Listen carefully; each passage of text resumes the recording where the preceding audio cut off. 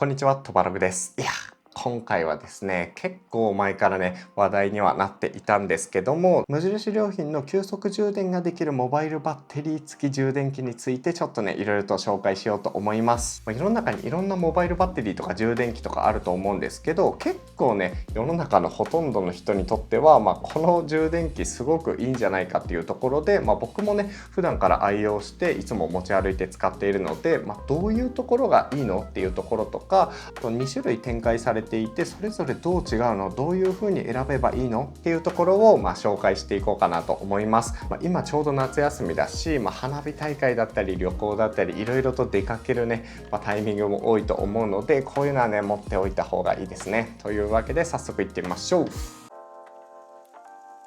はい、というわけでこちらが無印良品の急速充電ができるモバイルバッテリー付き充電器のシリーズですね。こっちがね、僕が普段からいつも持ち歩いて使っている1万 mAh の容量が大きい方で、こっちがね、容量が半分サイズの 5000mAh のタイプとなっています。見た目がやっぱりね、デザインが統一感があってすごくいいですね。結構モバイルバッテリーって割とね、ギラギラしたものが多かったりとか、色とか装飾とかロゴとかがね結構目立つような印象はあるんですが、さすがこの辺は無印良品のアイテムかなと思います。もうどこを見ても本当にシンプルだし、このマットななんかねサラサラとしたこういうね質感みたいなところがすごく毎日持ち歩きたくなる普通の充電器っていう感じがしていいですね。結構モバイルバッテリーって世の中にいろいろな種類あるじゃないですか。例えばスマートフォンに直接ガシャって挿すタイプだったりとか、本当に大容量の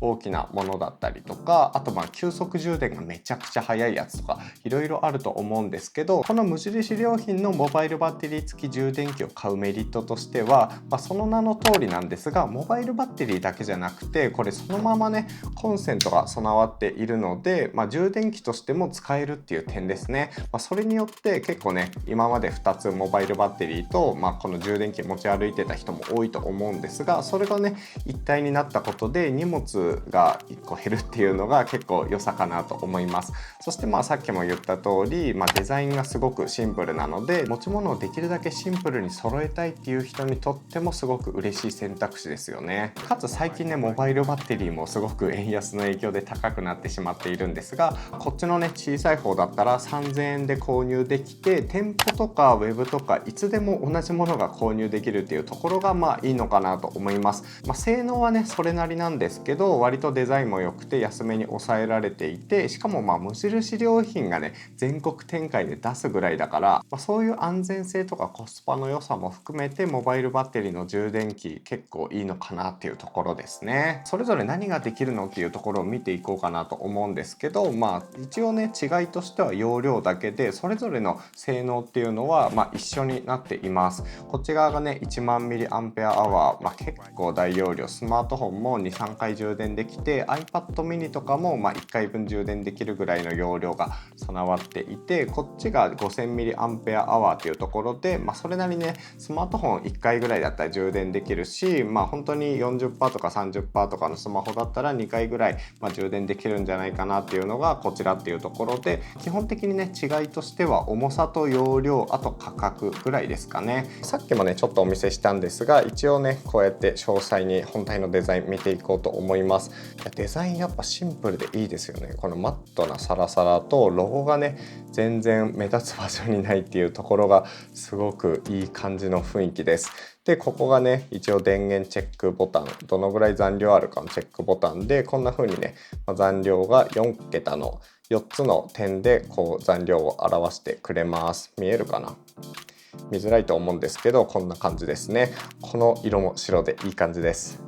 それぞれね USB-C ポートが最大 20W 給電で、下のね USB-A が 18W 給電となっています。両方使うときはなんかそれぞれねちょっと落ちるみたいなんですけど、 15W 給電、両方合わせて 15W 給電になるみたいなので、その辺のね注意が必要ですね。ちなみに今スマホを充電してるんですけど、だいたい10W 前後 15W ぐらいで充電がする感じなので、全然ねこっちの許容容量からすると全然給電は問題なさそう。注意点としてはこういうね PC、MacBook シリーズみたいに 30W 給電とかで、充電するやつだとちょっとね非力感はあるんですけど、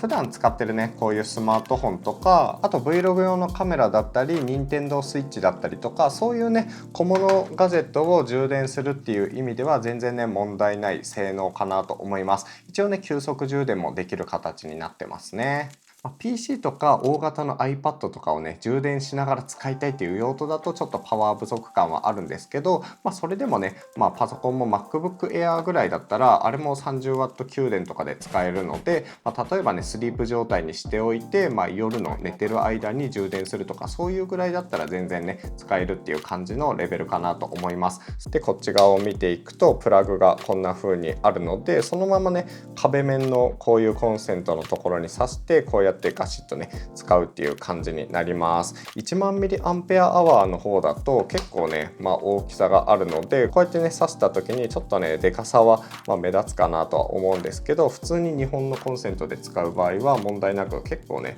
ちゃんとがっちりはまってくれるので、こうやってね重さで落ちる心配は特になさそうかなと思います。ただ海外とかで使う場合いろいろねアダプターをこうかますと思うんですけど、そういうところだとさすがにこうね重すぎてガシッと倒れちゃうかもしれないですね。日本で使う分には全然問題なさそうです。そういうね海外で使う用途で言うと、これの場合だと電圧がね、100V から 250V ぐらいまで対応しているので、基本的にどの国で使っても使えるかなってところです。オーストラリアとかね特に 240V とかで割と対応してない家電とかも多かったりするんですが、このねモバイルバッテリーに関してはそのまま問題なく使える感じですね。普段使いはもちろん海外旅行でも使えるモバイルバッテリーかなと思います。でちなみにこういうタイプの充電器で、壁のねコンセントに挿して、例えばね iPhone とかをこう充電する場合、モバイルバッテリーと iPhone どっちが先に充電されるのっていう話なんですけど、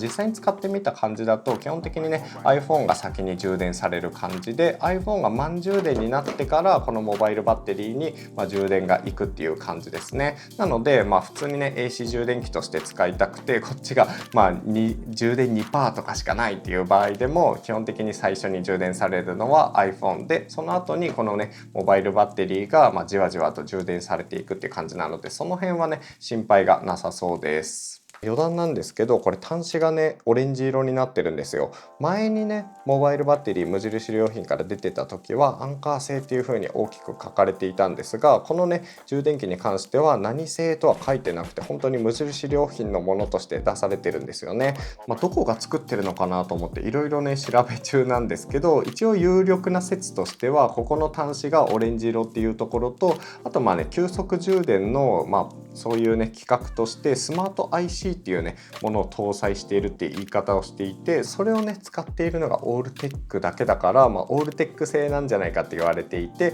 個人的にはね結構オールテックって老舗メーカーだし、今までいろんな製品使ってきたんですけど特に不具合とかもなかったので、すごくね安心感があって個人的には嬉しいポイントですね。はい、という感じでいろいろ紹介してるんですけど、そもそも無印良品のモバイルバッテリーは1万ミリと5000ミリで2つの容量が展開されてるんですね。でこれをどっち買えばいいのって結構迷いどころだと思うので、トバログ的にねどう選ぼうかっていうのを紹介します。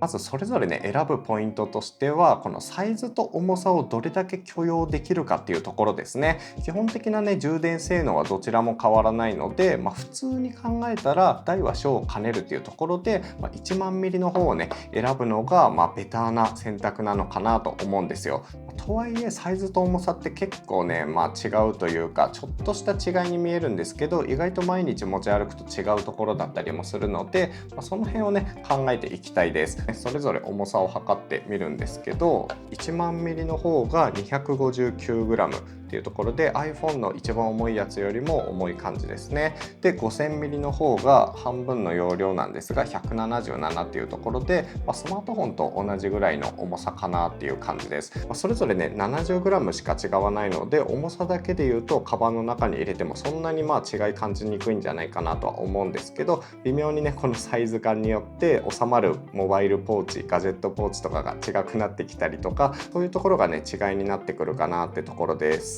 それぞれ重さとかはいいから、モバイルバッテリーの容量的にどっち選べばいいのって話で言うと、まず 5000mAh は基本的に1人で使うのであれば、問題ないサイズ感容量なのかなと思います。例えば終日ね仕事でこう出かけて通勤往復2時間とかがあって、その間でねスマホゲームしたいからスマホ1回分ぐらい充電したいなっていう人だったら、こっちでもいいのかなってところですね。スマホもフル充電をしなくてもいいと思うので、だいたい 20% ぐらいになったらつないで 80% とかにするとか、そういう使い方でもいいと思うので、そういう場合とかだと、ワイヤレスイヤホンとか、ちょっとしたねそういうのも充電できるかなっていう感じです。それに該当する人だったらできるだけ荷物はね軽く、重くない方がいいと思うので、そういう意味では 5000mAh 選びやすいのかなと思います。逆にね1万 mAh が欲しい人っていうと、基本的に2人ぐらいで使う場合はこのぐらいの容量あった方がいいですね。例えばカップルとか夫婦でそれぞれのスマホ充電したい人とか、あと子供がいて子供が例えば iPad mini とかタブレットとかねそういう系のものを使ってる人であれば、そういう人はね自分のスマホと子供のねちょっとしたスイッチとかガジェット類を充電するって考えると、安心感は高いのかなと思います。あとは防災とかゲリラ豪雨とか最近ちょっとね予期せぬそういう災害系のものも増えているので、長時間外にいる人で万が一ね家に帰れないとか、そういう通勤時間がすごく長いとか、そういう人だったら1万ミリ持っておけば安心感は高いんじゃないかなと思います。はい、というわけで今回はねすごく簡単になんですけど、僕が普段から愛用しているモバイルバッテリー無印良品のものについて紹介してみました。結構世の中いろんなモバイルバッテリーがあって、それこそスペックを追い求めるものとか結構ねもうすごく安さに振り切ってるものとかたくさんあると思うんですけど、無印良品のものに関しては、世の中の8割9割くらいの人がこれでいいのかなっていうねスペックをちゃんと備えてくれていて、デザインもいいし、安心感もあるし、そういう意味ではかなり選ぶ理由になるんじゃないかなと思います。何より価格がね3000円ぐらいで購入できるっていう安さもすごく魅力ですよね。というところで今回の動画はこれで終わりにしようと思います。ぜひね気に入っていただけた方はチャンネル登録お願いします。あとトバログでは結構ねいろんな人のルームツアーとかそういう動画も出しているので、ぜひ過去動画もチェックしてみてください。というわけで次の動画でお会いしましょう。トバログでした。